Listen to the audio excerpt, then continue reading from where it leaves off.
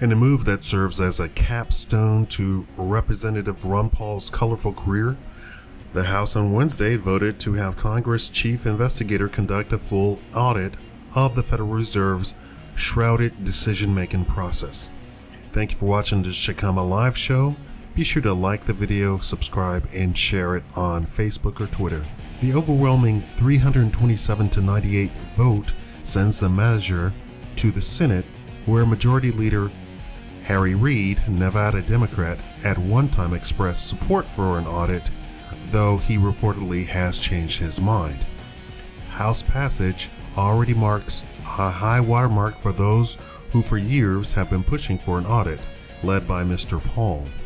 The Texan rode the slogan "Audit the Fed" to prominence in two Republican presidential primary campaigns, and he said the bill is a chance for Congress to begin to reclaim the money and banking powers it is given in the Constitution, but has delegated to the Fed. Quote, "It is up to us to reassert ourselves," Mr. Paul said during floor debate Tuesday.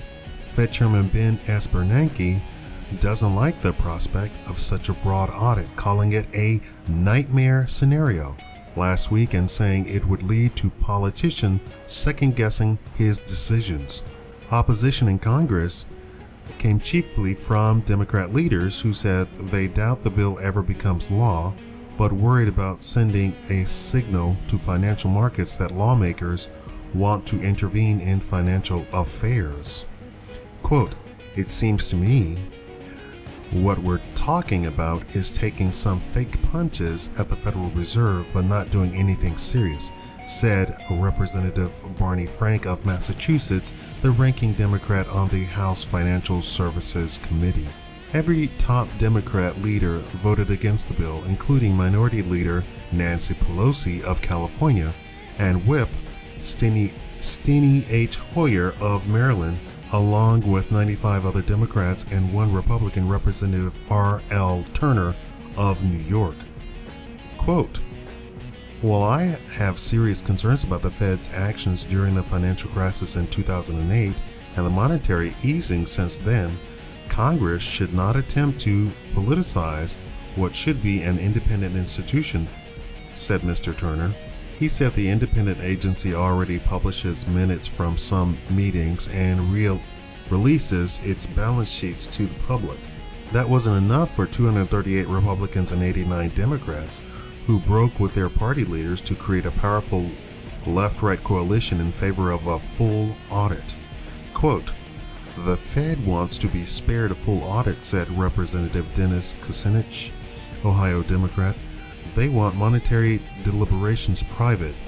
Then they use that privacy shield to keep irregularities from regulators and from congressional view, exposing investors and consumers to massive losses."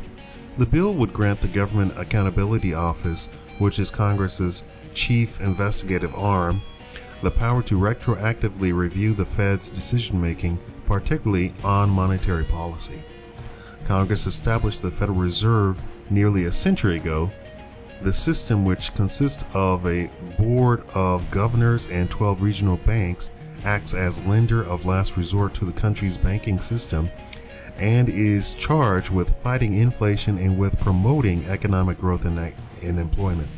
The interest rates it sets have a direct impact on the rates that banks charge consumers, but Congress shields some of the board's decision-making from view in order to give the agency independence.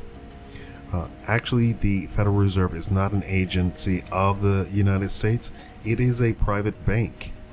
Now, after the recent financial collapse, many lawmakers have begun to question the Fed's decision and want to closer look at why it has taken those steps.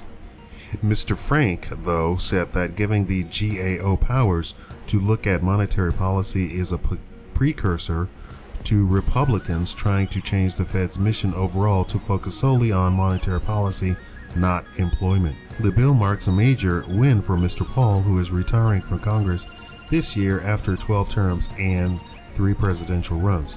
two as a Republican and one as the Libertarian Party nominee. On the campaign trail in 2008 and again in 2012, his call to audit the Fed drew with wild applause from his supporters, many of whom said they first discovered the maverick lawmaker because of his writings on monetary policy. The House action will put pressure on Mr. Reid in the Senate, where a companion audit bill is sponsored by Mr. Paul, son, Senator Rand Paul, Kentucky Republican. Senate Republicans have some methods that they could use to try to force a vote on the measure too. Mr. Reid's office didn't reply to a request to comment Wednesday. Congress has approved more limited audits of the Fed in recent years. Following through on that, the GAO reported last year that the Fed repeatedly invoked emergency authority to expand its lending during the Wall Street crash in 2008 and 2009, including major loans to prop up the housing market. The audit also found that the Federal Reserve Bank of New York, which has a major role in the lending, did not have sufficient controls to prevent conflicts of interest for its employees. Tell me what you think about that.